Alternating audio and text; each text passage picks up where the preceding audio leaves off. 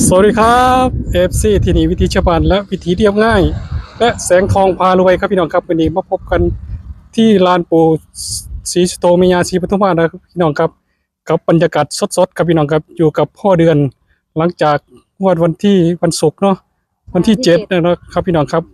พ่อเดือนให้164ครับพี่น้องครับแต่ออก15 14 16เนาะ นะครับ ซื้อตัวหางมันบ่ได้ซื้อ15เนาะ สวัสดีครับพ่อเดือนครับ ครับสวัสดีครับที่ ครับ ชาวบ้านผมทั้งแสงทองพารวยเนาะ ครับ ผมทั้งวิธีเรียบง่ายละมื้อนี้ทั้ง3ช่อง ครับ ได้มาติดตามแนวทางโชคลาภหรือว่าเราพัฒนา ครับ กับ FC มาล้านปูศรีสุโธแม่ย่าศรีปทุมมา ครับ คือบ้านพงพดที่เคยมาขอโชคขอลาภน้ำปูน้ำยาเนาะ ครับ คือว่าเป็นสิ่งสถานที่ศักดิ์สิทธิ์นั่นแหละที่เรา ครับ เคารพนับถือบูชา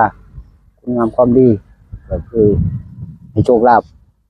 มื้อนี้ก็ได้มาขอแนวทางให้ FC ใหม่ ครับ เพื่อจะได้นำไปเสี่ยงโชคในวันที่ 10 วันที่10เนาะ10ถ้าบ่ออกก็คือต้องเลื่อนไปอีกเป็น12เนาะ ครับผม ก็จังไดก็ขอบารมีปู่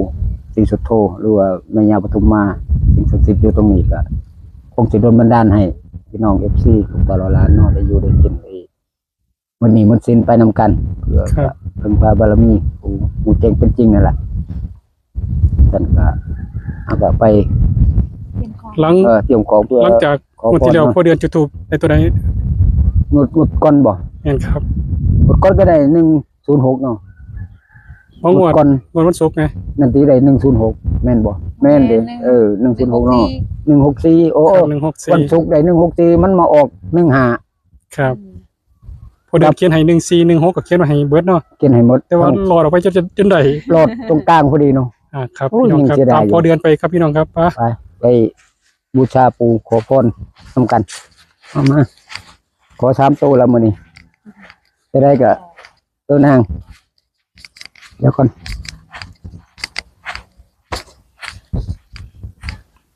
วันนี้พอเดือนได้อะไรบ้าง มื้อนี้ก็ได้ เอาลุงนึงเด้อลุงนึง ลูกหนึงเนาะเพื่อไว้นี่ ครั น่า บ จะนอน ดอกไม้ด้วย ผ้าน้ำหอมเนาะพร้อมทั้งดอกไม้เพื่อบูชาปู่ ครับ หรือว่าแม่ย่าน่ะ น้ำแดงน้ำเปล่า น้ำแดงน้ำเปล่าพร้อมธูปน้ำแดงแล้วก็นี่น้ำเปล่าไปนั่งถืออันที่ซอยพอมาเอาโศกน้ำกันเอามาไป ตามพอเดือนนะครับพี่น้องครับ ครับผม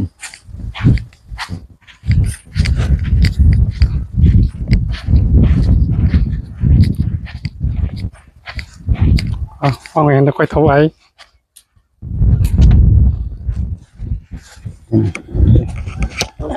ตัวไหนล่ะวางไว้ เดี๋ยวว่างไว้ก่อน เอาไว้ก่อนเดี๋ยว คุณพ่อออกมาก่อน น่าจะได้โหลดมาเบื่อไปเป็นไงอื่น กาวคนจะค่อยจุดถูกเป็นบ่ นะเกาไว้เป็นก้อนบ่ไว้ก้อนเนาะ ครับ มีถึงไหนมาถวายก้อนแล้วมันเคยถวายก้อนแล้ว ยังได้ไปเลยนี่ทราบว่าโคตร สาธุพระปู่ศรีสุโธเนาะหรือว่าแม่ย่าศรีปทุมมามื้อนี้ก็เป็นเรื่องงามยามดีล่ะลูกตาละล้านก็ได้มาฮอดมาถึงอีกได้เทื่อนึงนี่เป็นเทื่อที่3แล้วก็ได้มาขอโชคขอลาภกับปู่กับย่าคือเก่าล่ะขอโชคลาภไปเล่าคำคงในงวดวันที่10ถ้า10บ่ออกก็12เนาะก็จังได๋ก็ขอปู่ย่าจงเบิ่งไปเลี้ยวหรือว่าไป อย่าให้เป็นปริศนาได้อว่าซั่น ใหญ่ปริศนาคือเก่าเด้อปู่เอ้ยลูกตาเราล้านก็เบิ่งบ่ออกไปบ่เป็นได้นี่เพราะว่ามันก็เบิกแน่ไปบ่ได้ดอกคันจะให้ก็ให้ตรงๆเลย หรือว่าชัดเจนอย่าปิดอย่าบังขอให้บารมีปู่ย่าอยู่ตรงนี้หรือว่าสิ่งศักดิ์สิทธิ์จงดลบันดาลเปิดโชคเปิดดวงเปิดทรัพย์ให้ลูกหลานได้ฮู้แจ้งเป็นจริงนี่เด้ออาศัยปู่ย่านั่นล่ะปู่อยู่ตรงนี้เนาะปู่ศรีสุโธแม่ย่าศรีปทุมมาดลบันดาลให้ลูกตลอดล้านได้มีอยู่มีกินบัดนี้หมดสิ้นก็ขอบารมีสิ่งศักดิ์สิทธิ์ดลบันดาลสาธุขอโชคลาภ3ตัวตรงๆเด้อปู่เด้อนี่ก็มาเทื่อที่3แล้วได้นี่ขอสาธุนี่มีทั้งบักเปล่า ของปู่ย่าเพิ่นมักเนาะ ของปู่ย่าเพิ่นมักเนาะว่าน้ำหอม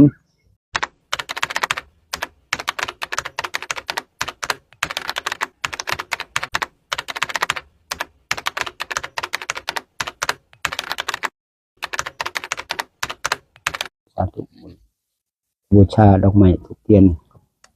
ปู่ศรีสุโธหรือว่าแม่ย่าปทุมมา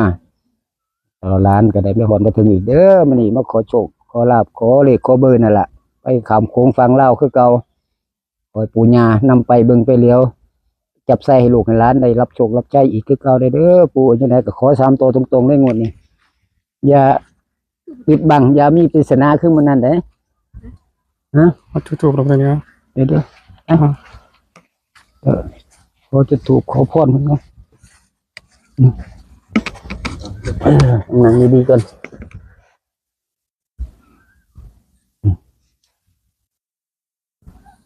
เช็คดูกระดาษตัวนั้นไปเอามาสักนี่ละอย่าทันลมเนาะโคตรไตเทียนเลยเนาะเนาะเงียบสงัดสิที่นี่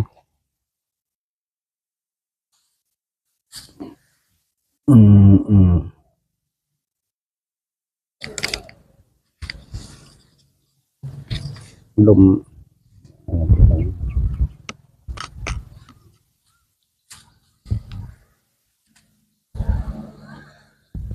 แล้วนะ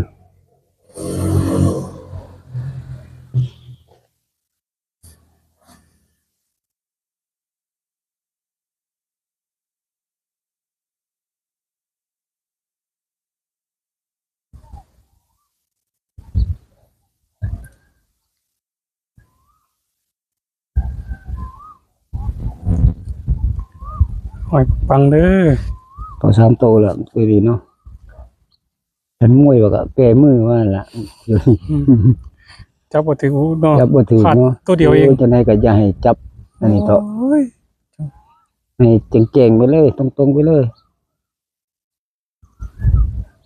ให้ปริศนาสิลูกหลานบ่ได้เด้บ่ใหม่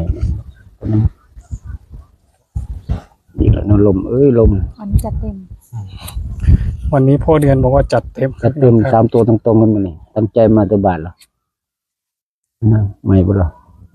เดี๋ยวนี้นะบ่ใหม่นี่ จุดเด่นอยู่เลย บ่ใหม่ให้ที่ละมัน จุดถูกเลยจุดบ่ต้องใช้เทียน จุดถูกแล้วเนาะนี่ได้ พ่อเดือนรู้สึกว่ายังตื่นเต้นอยู่ มันสั่นเนี่ย อันนี้อยากจะเอา3 ตัวก่อนตื่นเต้น โอ้ยมีตาสงสารเด้อ เนาะบ่สงสาร พอดี จะสิว่าอย่างไรแล้วมนุษ เต็ม ย์โล สู ก บเลยครับ เนาะ มื้อนี้ สาธุสาธุสาธุนะโมตัสสะภะคะวะโตอะระหะโตสัมมาสัมพุทธัสสะนะโมตัสสะภะคะวะโตอะระหะโตสัมมาสัมพุทธัสสะนะโมตัสสะภะคะวะโตอะระหะโตสัมมาสัมพุทธัสสะกายวาจาจิตตังอรหังวันทานาคาธิบดีศรีสุโธวิสุทธิเทวาปูเชมิตุติยัมปิกายวาจาจิตตังอรหังวันทานาคาธิบดีศรีสุโธวิสุทธิเทวาปูเชมิตติยัมปิกายวาจาจิตตังอรหังวันทานาคาธิบดีศรีสุโธวิสุทธิเทวาปูเชมิสาธุสาธุสาธุเด้อพ่อปู่ศรีสุโธหรือว่าแม่ย่าปทุมมามื้อนี้ก็เป็นมื้อดีเนาะเลิกงามยามดีละหลวงตาละล้านก็ได้มาฮอดมาถึงอีกคือเก่าเพื่อจะมาขอพรขอบารมีขอโชคลาภเราพัฒนาในวันที่10 มีนาคม 2568 นี่ก็ขอจังได้ก็ขอบารมีปู่หรือว่าสิ่งศักดิ์สิทธิ์ที่อยู่ตรงนี้ปกปักรักษาผมแม่นางธรณีพ่อแก้วแม่แก้วก็ดีขอได้โปรดมารับหูรับทราบลูกตาละล้านก็ได้มาขอเพิ่งบารมีขอโชคขอลาภนำเพื่อสิได้นำไปเสี่ยงโชคเนาะเพื่อมีโชคมีชัยมีอยู่มีกินเราละล้านก็บ่ได้มาหยังมากมายบ่ได้มารบกวนเลยนี่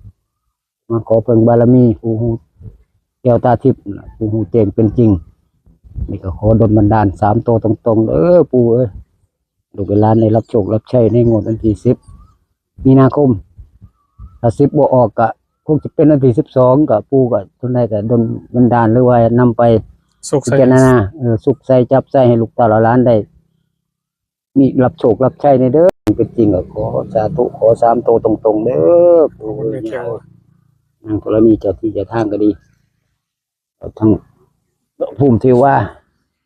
ปกปักรักษาดลบันดาล ตกลาบเด้มันไม่สมบูรณ์ เอาไปข้างหน้าเลยไปเลย นั่งนานเลยเนาะ เนี่ย สาธุปู่เอ้ยสาธุมันคือ ไปเข้าปูไม่แก้วกันบ่ ไม่ใช่ไหม เดี๋ยวถ่ายอีกคือนึง เดี๋ยว เดี๋ยวคนดีจุดก่อน เดี๋ยวใส่เจอนอนใส่จุดเนาะ คนได้ใส่ ค เบิ น ด ละคน เดี๋ยวใส่ทั้งสอง คน เออ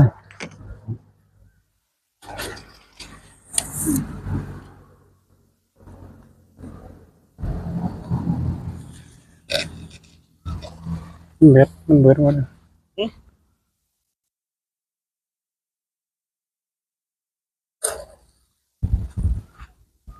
วางมาแล้วสิวางนะ บอด เยอะไม่สิใช่ไหมเว้ย เออ จวดเลยเนาะ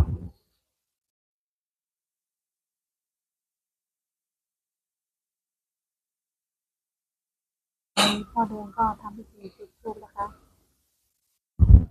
ให้3ตัวแตกนะงวดวันที่10ขอให้เลขออกมาในทูปนี้ชัดเจนอย่าให้เป็นปริศนาเลยบ่เอา แมนยังมีวะเนาะ ตั้งนั้นนะ สาธุนะโมตัสสะภะคะวะโตอะระหะโตสัมมาสัมพุทธัสสะนะโมตัสสะภะคะวะโตอะระหะโตสัมมาสัมพุทธัสสะนะโมตัสสะภะคะวะโตอะระหะโตสัมมาสัมพุทธัสสะสาธุปู่เอ้ยพ่อปู่ศรีสุโธก็ดีหรือว่าแม่ย่าศรีปทุมมามีสื่อมีเสียงโด่งดังทั่วฟ้าเมืองไทยเนาะมื้อนี้ก็ลูกตาละหลานก็ได้มาฮอดมาถึงก็อย่าว่าถือว่ามารบกวนเด้อปู่เอ้ยเพราะว่าอยากได้โชคได้ลาภ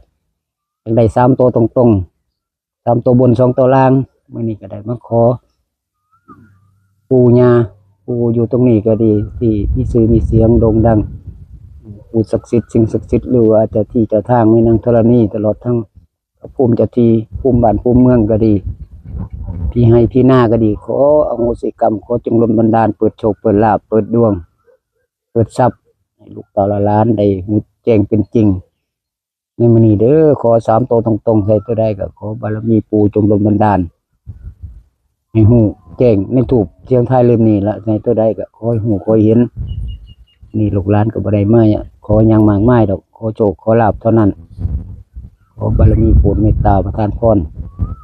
ลูกหลานได้รับโชครับใช้เล่าพัฒนา ให้เขาตรงๆเลย ให้เขาตรงๆเด้อปู่อย่าให้มีปริศนาอีกเด้ตลอดร้านบ่ได้ดอกกันให้จังซั่นตลอดร้านก็ปึกเนาะ ทุนหน่อย ไปบ่ได้ไปบ่เป็นได้ทุนก็น้อยเงินก็บ่มีจังได๋ก็ปู่ก็จงเมตตาสงสารช่วยเหลือเพื่อนมนุษย์ ให้ออกมาในทูบชัดเจน ให้ เลย ออกมาในทูปนี่ล่ะขอชัดเจนไปเลยอย่าให้ตัวใดก็ขอเห็นในนี่ล่ะขอจงบันดาลขอสาธุขอบารมีปู่ย่าอยู่ตรงนี้บันดาลได้เด้อจังได๋ก็ เขาก็มาข้างหน้าว่ากันนะ ไปมันลุกมันต่ำ ลุกๆกันนะครับลุกกัน ทำหมดบ่ เออ เดี๋ยวนะทำตรงนี้ก็ได้มันสูงนี่ ครับ หลังจากพ่อเดือนจุดทูบเนาะเรียบร้อยแล้วเขารอลุ้นไปก่อนจะไป รอลุ้น ก็ต้อง ว่าจะได้ตัวใด ทำความรู้สึกของพ่อเดือนก่อนเป็นงวดที่3เนาะ งวดที่3แล้ว มี นี่ ความรู้สึกจังไดมันเนี่ย ก็รู้สึกก็คิดว่าสิได้3โตคือเก่าแล้วมามื้อนี้นี่ มันใจแห้ง คิดไว้หลายมื้อแล้วมื้อคืนก็คิดนอนคิดอยู่ว่าคันได้มาอีกนี่คง3โตแตกแท้เทื่อ ตัว นี้ แตกแท้เนาะ คิดว่าได้ปู่เพิ่นคงสิให้อยู่โดนบันดาลให้อยู่ดอกเพิ่นสงสารอยู่สมความตั้งใจอยู่ตามที่เคยมา 2-3 เทื่อเนาะ โอ้ ก็คิดในใจมาตอนใดก็คือคิดจังไดก็ได้จังซั่นนะครับ ถือ แต่ ว่า ว่า ปู่ FC เพิ่น ฟังเนี่ยหลังจากงวดแรกปุ๊บคน FC เขามาใหม่เนาะ เข้ามาใหม่ งวดแรกพ่อเดือนจุดใดตัวใด งวดแรกเลยเนาะได้381งวดแรกน่ะงวดมือ แรกพ่อเดือนจุดได้ 381 381 381 เลขออกตัวใดไปที่นี่ เลขออก8โอ้ยออก1ยังมันเลยฮะเดี๋ยวนะ ของ11บ่ ออก11411แม่น ใช่ไหม ออก411เนาะ ครับเป็นลอง ปู่ ใจ เพิ่น เฮา ก็ให้1ตัวเดียวมื้อนั้นเนาะ มื้อแรกเนาะ แม่น เพิ่นก็ลองเบิ่งใจลองใจเบิ่งก่อนคือว่าล่ะวะ ครับ ก็เลยให้ตัวหนึงไปก่อนมาเที่ยว2จังไปมาขอปู่อีกมาจุดธูปอีกจังได้ เท่านั้นได้เท่าไหร่ เข้า ได้ สามตัวตรงเนาะ หนึ่ง เนาะได้106 ครับ ปูเพิ่นให้3ตัวตรงๆเลยบัดนี้ก็เลยว่าโอ้ปูนี่เพิ่นก็ช่วยเหลืออยู่ตัว เดี๋ยว นี่ เอฟ ว่า ซีของมันกันสู้ อืม สู้ผู้สู้คนอยู่เนาะ สงสารลูกเตาเราหล้านอยู่ดอกว่าให้ FC เพิ่นได้มีอยู่มีกินอยู่ได้ใส่ได้สอยอยู่เป็นจังบุญญาบารมีเนาะปู่เพิ่นดลบันดาลให้มามื้อได้อีกเมื่อวานเนาะ ครับ เมื่อวานวันศุกร์ วันศุกร์ วันเดือนจุดธูปได้ 164 ครับ ก็มาออก15บัดนี้ 15 ก็ถือว่าหลุดไปเต็มหนึง พอเดือนคือกันไว้เรียบร้อยคือ14ครับ 14กับ16แต่ว่า15นี่ 15ที่ปล่อยไว้ แต่ว่าทูบแต่กลางเนาะ ที่ถูกแต่กลางมันนั่นเนาะโอ้ แต่ ก็ ว่า แต่ดูดีๆเลขหก เออดูดีๆก็อะไรก็ว่าเลข1แล้วก็เลข5เนาะเบิ่งไปเบิ่งมาก็มันกลายเป็น6ก็มัน ครับ นั่น ให้พอเดือนหันหลัง น้องเบิ่งนี่เนาะจะได้กับ ต้องไว้ งวดนี้ ตัวเลข 3ตัว ไม่ใช่ ผิดข้างบ่ มิ้น เออ ผิดข้างบ่ ทางบ่ค ก็ นเล เดือย นนี่ แม่นอีหลีผิดทางอีหลีโอ้ ก็เดือนนี่ใส่ผิดข้างให้บ่ ผิดทางเนี่ยเดี๋ยวก่อนบ่เป็นหยัง ตัวแรกมาตัวไหนพอเดือนบอก FC หน่อย ตัวแรกมา4ล่ะ โอ้ 4เด้อตัวแรกเด้อ เนี่ยเขาไปเบิ่งเขาไป เอ เบิ่ อง มา กันเนาะ ใกล้ๆมาเบิ่งนํกันใกล้ๆนี่มา สวยมากเลย เดี๋ยวเบิ่งก่อน พ เนาะ อเดือน ก็เดือนเห็นตัวไหนเนาะเลขทูป โอ้วันนี้ปู่ให้ชัดเจนเลย 47 ปกติ2ครั้งที่เอามาขอนี่ปู่เราจะให้เป็นปริศนา เออ อันนี้ชัดเจนเนาะ ตัวนี้ชัดเจนเลยคุณแม่เอ้ย มาให้เที่ยวนี้ให้ชัดเจนเลยบัดนี้จังซี่วะ เราลุ้นตัวที่ 477เป็น7หรือเป็น1ตัวเลข เจ็ดก็ได้หนึ่งก็ได้ ตัวตัวตัวที่3นี่นะ ตัวกลาง ตัวกลางเป็น7หรือ1บ่เว้ย นั่นติ ถ้าเป็น7ก็1อ่ะเนาะ ถ้า7หัวจะยาวกว่านี้อยู่นะคิดว่า บ่ มันยังไงไม่รู้เนาะ มาทันสุ ยั ด งครับ มันสุดแล้วเลขเจ็ดแต่ว่ามันนิดเดียว หัวมันบ่ยาวคือมื้อนั้นเนาะปูปัญหาอยู่เลยล่ะโอ้ยมาเพิ่ง ก็คือตามน่ะ จะมาซูนกับเก่าแล้วเนาะคิดว่าได้เบิ่งนี่เป็น6บ่เว้ยบ่นะได้ว่าโอกาสมา6สูงอยู่เนาะ คุณ0 สูงอยู่แม่นบ่ ลุ้น เป็นตัวที่ ตัวที่ 3 3เป็นกันครับพี่น้องครับ โปกบ่ อืม แม่นบ่ แต่มื้อนี้ปู่ให้ชัดเจนแฮงครับ ชัด พี่ เจ น้อน งค เนาะ รับ บ่มีแตกบ่มีลาวบ่มีหยังเลย ให้แบบบ่มีสะดุดเลยนะ ฟองเลย ให้รวดเดียวเลย น่าจะเป็น6 6อีหลีหยัง สวยเนาะ โอ้ยสวยตัวเลขสวยมากเลยพี่น้องครับ 476 แต่ว่า ถ้าบ่ ตัวตัวกลางนี่ 476ก็บ่7กัน1เนาะ หัวสั้นๆนี่ นั่นทีนี่ มัน ล่ะ เหมื มั อน นครั้งวันศุกร์เลยนะ วันศุกร์จะเป็นลักษ เอ ณะ อเป็นแบบนี้ที อ นี่ ย่างนี้แล้วเราจะตีเป็น7หรือจะตีเป็น1 ที่ว่าอยู่ 7ใช่ไหม7ทำไมหัวสั้นแต่ เจ็ดก็ได้หนึ่งก็ได้ แล้วแต่ FC จะพิจารณาเอาเนาะ นึ่งก็ได้ด้วยน่ะ หนึ่งก็ได้ นี่ เพ เรา ราะว่ายัง พ ไง อมัน วิธี เนาะ เรียบง่าย ผมว่า476ก็ได้ตรงๆอ่ะล่ะ ก็ว่าก็วางซั่นเลยล่ะบ่แต่ว่า1นี่บ่ตีเดี๋ยวกี้ว่า7เลยล่ะ476เลย โอ้ทูบงาม 3โตวเลย3โตว บริสุทธิ์เลย ชัดเจน บริสุทธิ์ ตัว บ่ เล มี ขชัดเจน สะดุดบ่มีอิหยังเลยเนาะให้รวดเดียวเลย นี่ก็มาเที่ยวที่3แล้วได้ก็ มีแตกมียังไงบ่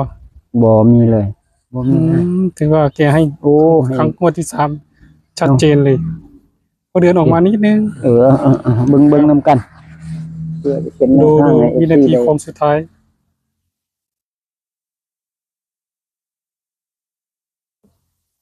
FC กับพิจารณา ตัวที่ตัวสุดท้ายนี่ เลข6จะไม่ปฏิปต่อกันสมบูรณ์เท่าไหร่ ใช่ น่าจะเป็น5ได้ไหม ไม่อันนี้ปฏิปต่ออยู่หกอยู่ บ่ อืม ดูดีดูดี หกติดอยู่ไม่เหมือนครั้งที่แล้ว ตรงมัน อ้าว วงกลมน่ะมันจะไม่ติด อ๋อ อยู่ดีก็เหมือนห้าเหมือนกันนะ ไม่สุดเหมือนกันนะ ใช่ ไปนะ ลงบทสุดครับ โอ้ มัน ถาดตรงนั่นน่ะตรงโค้งอ่ะ แม่น เอากระดาษมาให้พอเดินเขียนสรุปเลย คุณที่ขนาดอยู่เปรี้ยง ดูดีๆครับ เดี๋ยวสิยังแป๊บคนเดียวอยู่นี่ล่ะ บ่ต่อกันเลยครับพี่น้องเด้อถือว่าบ่ ต่ ต่ อ อ กั กัน น เนาะเดี๋ยวกระดาษก่อน เขียนมาดูดีๆลุก ก ขึ้น ระดาษ มาดูดี เขียนให้เพิ่นก่อนจะเข้า มันเห็น เอากระดาษเขียนให้ก่อน ต้องการให้เรียกแล้วล่ะเขียนแล้วก็คือแล้วล่ะจบสรุป นั่น เราพัฒนา ไม่ผิดเลยนะ กระดาษตัวนี้ตัวนี้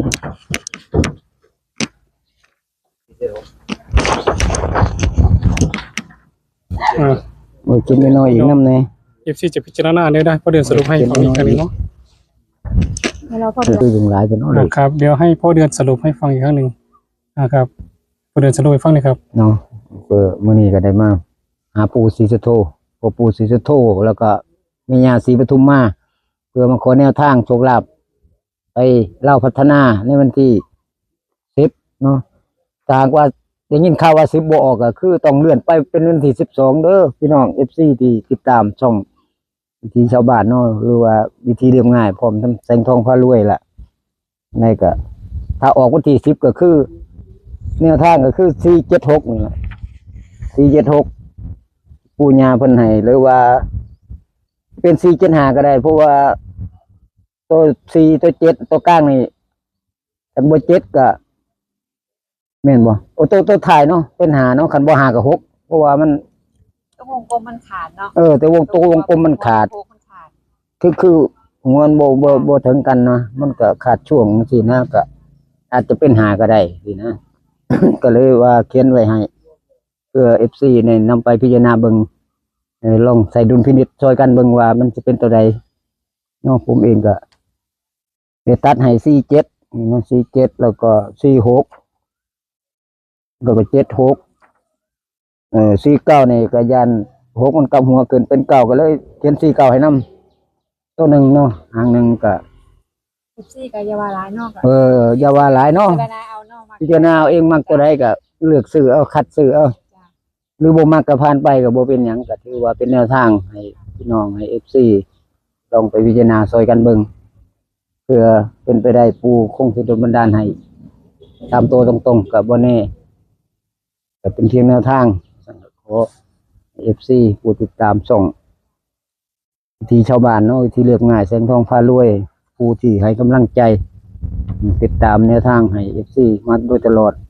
ขอขอบคุณทั้ง3ช่องที่มามื้อนี้ขอขอบคุณ FC ทุกท่านที่ให้กำลังใจแล้วก็ติดตามกดไลค์กดแชร์ให้กำลังใจเพิ่นแน่เด้อทั้ง3ช่องใส่ FC ละผู้ที่ติดตามหรือว่าให้กำลังใจมาเพื่อสิได้หาแนวทางให้ FC ละเพื่อนำไปศึกษาหรือว่าไปวิเคราะห์เบิ่งก็เป็นไปได้ ครับ ผมเองก็บ่ได้ฮู้ได้ว่ามันสิออกหรือบ่ออกเนาะผมเองก็ได้แต่ภาวนาขอปู่เพิ่นนี่ล่ะขอปู่ศรีสุโธหรือว่าแม่ย่าศรีปทุมมาที่เพิ่นผ่านมาก็ถือว่าปู่เพิ่นก็เมตตาสงสารอยู่ก็ให้แน่เนาะเพิ่นก็ได้แม่นของเพิ่นอยู่ดอกก็ถือว่าเพิ่นให้ตรงๆอยู่ได้มาฮอดมาถึงเพิ่นอีกได้น้ำแดงหรือว่าน้ำเปล่าหรือว่าผลไม้กลางไม้ก็ได้มาถวายเพิ่นแล้วล่ะมื้อนี้ก็เลยได้มาขออีกขอ3ตัวตรงๆได้กระดมบันดาลเด้อให้ FC ลองไปพิจารณาเบิ่งช่วยกันเบิ่งเพื่อเป็นไปได้มักก็ตามบ่มักก็ผ่านมักตัวใดก็ตัดซื้อเอาเลือกซื้อเอาจับคู่เอาเองเนาะบางเทื่อผมก็จับให้บ่ถือคือกันเลยคือว่าบุญวาสนาของใครของมันคือว่าล่ะ ครับ บุญญาบารมีแต่ละคนบ่เท่ากันดอกอะไรก็ FC ทุกท่านทุกคนลองเจนาซอยกันเบิ่ง ครับ ลองนำไปเสี่ยงโชคเบิ่งเพื่อเป็นไปได้เนาะผมเองก็ถึงมีอย่างไรแต่มีแต่แนวทางเท่านั้นล่ะจะฝาก FC เนาะนี่ก็มา หาปู่ศรีสุโธแม่ย่าศรีปทุมมาคือเก่าบ้านพงพดนี่บารมีดลบันดาลปู่เพิ่นช่วยท่านพรโชคลาภ FC ให้พี่น้องเนาะได้เงินนี้เงินสินเนาะมีอยู่มีกินนำกันไป ครับ ผมเองก็บ่มีหยังสิฝากก็มีแต่แนวทางเท่านั้น ครับ ก็สุดท้ายเนาะก็ขอภาวนาสิ่งศักดิ์สิทธิ์หรือว่าพ่อปู่ศรีสุโธแม่ย่าศรีปทุมมาหรือว่าพระภูมิเจ้าที่อยู่ตรงนี้ก็จง นำไปดลบันดาลให้ FC ทุกท่านทุกคนได้รับโชครับชัยเด้อในวันที่10เนาะเป็นเล่าพัฒนาขามโขงแต่ว่าคันบ่ออกก็ต้องเลื่อนไปเป็นวันที่12มีนาครับก็บ่แน่ใจว่าสิออกหรือบ่ออกวันที่10คันบางคนก็ว่าเลขมันบ่ออกวันที่10ถ้าบ่ออกก็คือเลื่อนไปเป็นวันที่12แต่แนวทางก็คือ476 ครับ หรือ475ก็ได้เนาะเพราะว่าตัวเลขมันก็บ่ชัดเจนปานใดตัวท้ายมันอันว่า6ก็ได้ว่า5ก็ได้จังซี่ ครับ นะ FC เวนาซอยกันเบิ่งก็ขอให้ทุกท่านทุกคนที่ติดตามช่องทั้ง3ช่องมื้อนี้ก็ขอให้เพิ่นได้รับโชครับชัยได้รับโชคก่อนใหญ่ในวันที่10หรือ12นี่ล่ะบารมีปู่ศรีสุโธญาปทุมมาหรือว่าสิ่งศักดิ์สิทธิ์ดลบันดาลให้เด้อให้เป็น เขาจะมาตาม ให้หมดหนี้หมดสินให้ได้อยู่ได้กิน เขาจะมาตามเรื่อยๆเนาะพอเดือน ก็ เนาะ จะมาตามเรื่อยๆแหละยังไงก็ปูเพิ่นก็คงสิโดนบันดาลให้ดอกให้เฮาได้พอมีอยู่มีกินเนาะพอได้ลูกหลานให้ลูกเต่าไปเราโรงเรียนพอได้ใช้ได้ซอยไปขอบารมีปู่นั่นล่ะปู่เพิ่นฮู้ปู่เพิ่นเห็นปู่ฮู้แจ้งเป็นจริงเนาะผมเองก็ขอภาวนาปู่จงโดนบันดาลให้ที่ทุกท่านทุกคนมันๆปังๆเฮงๆเด้อสาธุ ครับ ขอให้เข้า3ตัวตรงๆเด้อปู่เอ้ยย่าเอ้ย ครับที่นี่วิธีชาวบ้านแล้วก็วิธีเรียบง่ายแล้วก็แสงทองพารวยต้องขอขอบคุณพ่อเดือนนะครับพี่น้องครับที่ว่าให้อาหารแนวทางการเชียงโชคในวันที่10หรือ10บอกก็ไปวันที่ เป็น 12 เนาะถ้าบ่ออก มีนาคม 12 2568ที่แล้วก็ที่ขาดไปเลยก็ขอขอบคุณ FC นะครับพี่น้องครับที่เข้ามาเบิ่งเข้ามากดติดตามกดไลค์กดแชร์ขาด FC บ่ได้เนาะ ครับ แต่ว่า ต้อง สำคัญ อาศัย FC แหละ เอาก็อยู่บ่ได้กัน ก็ต้อง ขาด อา FC ศัย เบิ่ง ซึ่งกันและกันเนาะ กดไลค์กดแชร์นะครับพี่น้องครับขอให้ FC 3ตัวตรง ตามตัว ๆงวดนี้จัดเต็มพ่อเดือนบอกว่าจัดเต็ม อย่าเติมเลยมันนี่ ครับ มื้อนี้เนาะ สวัสดีครับ ผู้เพิ่นให้ตามตรงๆเลยสาธุมันๆปังๆเด้อทุกคน